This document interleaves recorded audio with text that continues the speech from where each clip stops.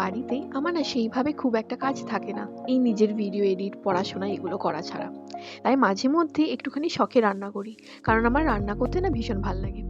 জল গরমটা করছি নিজের জন্য, কারণ ঠান্ডা আসতে না আসতে আমিও প্রচণ্ড বাজেভাবেই ঠান্ডাটাকে লাগিয়ে নিয়েছি। তো চলো, এখানে আমার জল গরমটা হয়ে গেল। এবারে আজকে বলি যে কি রেসিপি তোমাদের সাথে শেয়ার করতে চলেছি। আজকে যে রেসিপিটা আমি তোমাদের সাথে শেয়ার করব সেটা হচ্ছে চিকেন কিমা দিয়ে ঘুগনি। তো চলো রেসিপিটা শুরু করা যাক। প্রথমে কড়াইটা গরমের পর তেল দিয়ে দিলাম, আর তাতে একে একে গোটা জিরে, শুকনো লঙ্কা আর তেজপাতা দিয়ে দেবো। তারপরে কয়েক সেকেন্ড সেটাকে একটু নাড়াচাড়া করার পরই কেটে রাখা একদম কুচি কুচি করে কুচানো পেঁয়াজ আমরা দিয়ে দেবো। রান্নাটা যেহেতু আমি শখে করি, তার জন্য গিনিপিগ কিন্তু হয় আমার বাড়ির লোকজনেরা। যাই করি না কেন সেইটা তাদেরকে কিন্তু খেতেই হয়। তো যাই হোক, চলো এবারে পেঁয়াজটা হালকা ব্রাউনভাবে ভেজে নেওয়ার পরে তাতে একে একে বাকি মশলাগুলো দিয়ে দেবো। যেমন এই ধরো আদা বাটা, জিরে বাটা, রসুন বাটা, নুন, লঙ্কা আর সামান্য পরিমাণ চিনি, আর দিয়ে দেবো ধনে গুঁড়ো।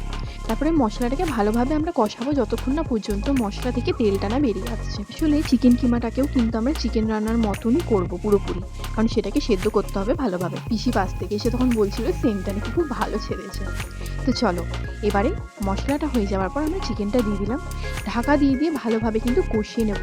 মাঝে মধ্যে হালকা জল দিয়েও সেটাকে একটুখানি ফুটিয়ে নেবে, আর তখন কিন্তু উষ্ণ গরম জলটা ব্যবহার করবে। চিকেনটা সেদ্ধ হওয়া চাই তো নাকি। তারপর আর কি, এটা হয়ে যাওয়ার পরে আগে থেকে সেদ্ধ করে রাখা যে মটরটা সেটা কিন্তু আমরা মিশিয়ে দেবো। সেটা ভালোভাবে ফুটিয়ে নেবার পরে জলটা একটুখানি টেনে নেবার পরে গরম মশলা, বাটার আর অবশ্যই মনে করে ধনে পাতাটা দেবে কিন্তু। এই দেখো আমার রান্নাতে কে এসে হাজির হয়েছে, আর এখানে আমাদের রেসিপি একদম রেডি। চলো দেখা হচ্ছে নেক্সট ভিডিওতে।